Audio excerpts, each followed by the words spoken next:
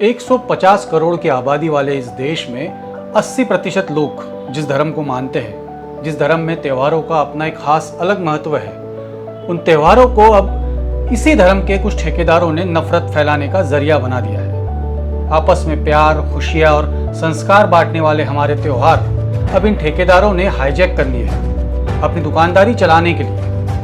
जहाँ जहाँ मुमकिन है वहाँ वहाँ त्योहारों का स्वरूप बदलकर उसे अपनी सहूलियत के हिसाब से एक वल्गर, एक घिनौना चेहरा दिया जा रहा है। एक ऐसा रूप दिया जा रहा है जिसके पीछे इन त्योहारों की बेसिक अच्छाई, उसकी सादगी, उसकी खूबसूरती कहीं खो गई है।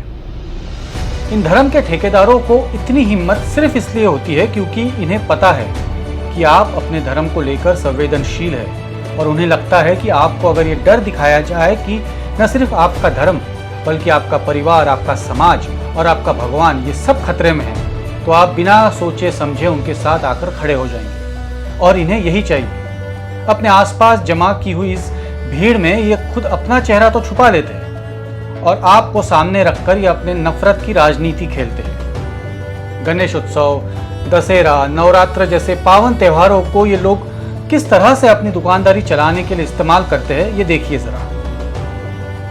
इस तस्वीर में जो सज्जन है वो एक गणेशोत्सव मंडल में आने वाले हर दर्शनार्थी को वक्फ बोर्ड संशोधन कायदे के लिए समर्थन देने की मांग कर रहा था। यह है बजरंग दल और विश्व हिंदू परिषद की असलियत। भक्तगण अब मन में श्रद्धा भाव लेकर दर्शन के लिए आते हैं, तब शायद भावनात्मक दृष्टि से वे थोड़े ज्यादा संवेदनशील होते हैं और कमजोर होते हैं। और वीएचपी, बजरंग दल जैसे संगठन हिंदुओं के इसी मानसिक स्थिति का फायदा उठाकर अपनी नफरत की राजनीति खेलते हैं।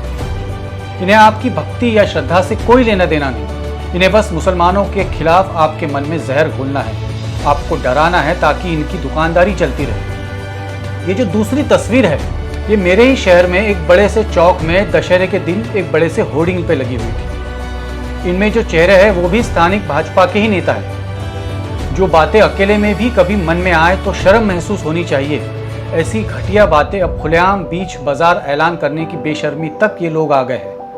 और ये जो रोटी छीनने की और कपड़े फाड़ने की और घर जलाने की, कपड़े जलाने की जो बातें इस होर्डिंग में कही गई है, वो पढ़ने वालों को धमकी दे रहे हैं या किसी और के नाम से डराना इनका मकसद है। और ना तो पुलिस कुछ करती है ना ही प्रशासन। हर त्योहार को बस नफरत के खेल में बदल डाला है इन लोगों ने। इनकी सोच में जो गंदगी की बदबू है वो धीरे धीरे पूरा समाज सड़ा रही है। अब भाजपा के इंदौर के एक बड़े नेता नवरात्रि को लेकर क्या कहते हैं वो सुनिए। तो जो भी आए प्रवेश के पूर्व गोमाता गोमूत्र पिए तो गरबा पंडालों में प्रवेश। मतलब इनके हिसाब से सिर्फ एक खास धर्म के लोग ही हमारी माताओं और बहनों को छेड़ते हैं और इसलिए इस धर्म के लोगों को नवरात्र उत्सव में प्रवेश ना दिया जाए, ऐसा इनका कहना है। अब ये एक और तस्वीर देखिए। ये किसी हिंदू जन जागृति समिति का अध्यक्ष है। इसका कहना है कि देश में महिलाओं पर बढ़ते अत्याचार की वजह से नवरात्र के मंडप और गरबे में सिर्फ हिंदुओं को प्रवेश मिलेगा।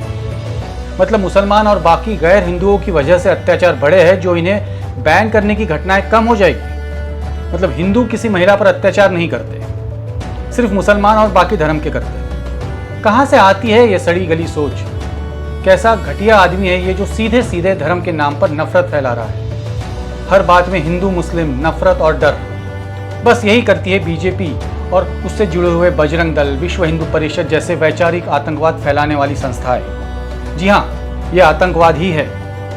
आतंकवाद सिर्फ हाथ में बंदूक लेकर धर्म के नाम पर इंसानों की हत्या करना ही नहीं है। सीधे साधे आम लोगों के दिलों में इस तरह के विचार पिरोकर उन्हें धर्म के नाम पर डरा कर उन्हें बाकी धर्मों से नफरत करने की सीख देना भी आतंकवाद है। और इस आतंकवाद में बलि दी जाती है आपके धर्म की, आपके अंदर के हर उस सोच की जो एक इंसान को दूसरे इंसान से मोहब्बत करना सिखाती है। बलि दी जाती है उस जज्बे की जिसमें किसी को उसके धर्म की बुनियाद पर नहीं बल्कि उसकी अच्छाई या बुराई देखकर जज किया जाता है। ऐसे लोगों से और ऐसे नेताओं से बचकर रहिए। ऐसी सोच से दूर रहिए जिसे कहते हुए हमें हमारे बच्चों से नज़र मिलाना मुश्किल हो जाए, वरना हमारी आने वाली पीढ़ी हमें कभी माफ़ नहीं करेगी। ये देश इसलिए खूबसूरत नहीं हुआ क्योंकि यहाँ के झरने या नदी या पहाड़ खूबसूरत है। ये देश इसलिए खूबसूरत है क्योंकि अलग अलग धर्मों और पंथों को इसने अपने आप में समा लिया है। और आपका धर्म भी उतना ही खूबसूरत है जितने बाकी धर्म। इन नफरत के ठेकेदारों को आप अपने धर्म को इस तरह कमजोर और जहरीला मत करने दीजिए।